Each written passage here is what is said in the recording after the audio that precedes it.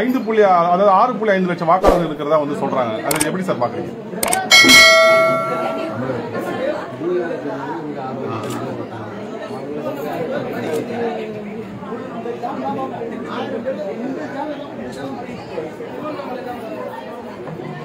பீகாரில் நடைபெறவுள்ள சட்டமன்ற பொதுத் தேர்தலையொட்டி தேர்தல் ஆணையம் ஸ்பெஷல் இன்டென்சிவ் டிவிஷன் என்கிற பெயரில்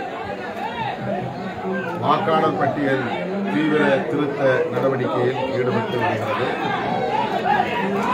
இதில் சிறுபான்மையினர், தலித்துகள், பழங்குடிகள் போன்ற மக்களின் வாக்குகளை நீக்கும் நடவடிக்கையில் ஈடுபட்டு வருவது தெரிய வந்திருக்கிறது. பரீட்சார்த்தமாக சோதனை முயற்சியாக மேற்கொள்கிறது என்ற ஐயம் எழுந்துள்ளது. இதனை விரிவாக விவாதிக்க வேண்டும், நாடாளுமன்றத்தின் இரு அவைகளிலும் விவாதிக்க வேண்டும் என்று வலியுறுத்தி காங்கிரஸ் உள்ளிட்ட அனைத்து எதிர்க்கட்சிகளும் கோரிக்கை விடுத்து வருகிறோம்.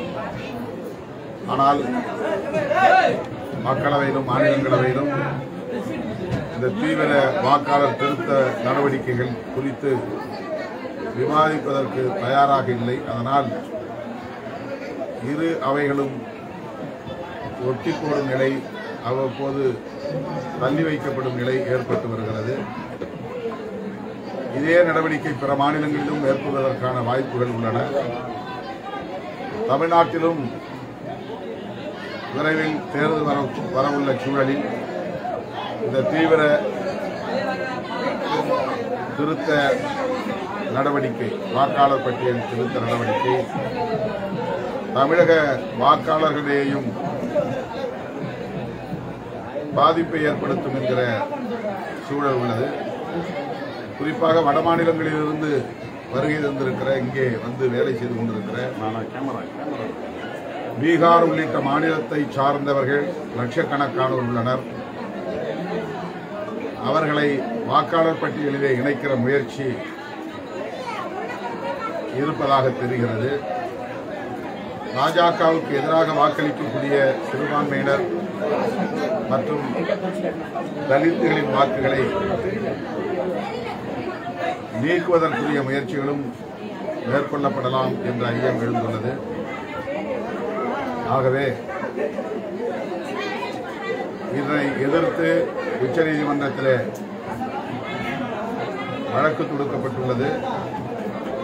விடுதலை சிறுத்தைகள் கட்சியின் சார்பிலும் வழக்கு தொடுத்திருக்கிறோம். நீதிமன்றத்தின் மூலம் தீர்வை எதிர்பார்க்கிற அதே வேளையில் அரசியல் சக்திகள் அனைவரும் ஒருங்கிணைந்து தேசிய அளவில் இதற்கு எதிராக போராட வேண்டிய தேவை எழுந்துள்ளதாக கருதுகிறோம். திராவிட முன்னேற்றக் கழகம் மதசார்பற்ற முற்போக்கு கூட்டணிக்கு தலைமை வகிக்கிற ஒரு கட்சி, இந்தியா கூட்டணியில் இடம்பெற்றுள்ள ஒரு முக்கியமான கட்சி. எனவே இது குறித்து அனைத்து கட்சி கூட்டத்தை கூட்டி மாண்புமிகு முதல்வர் அவர்கள்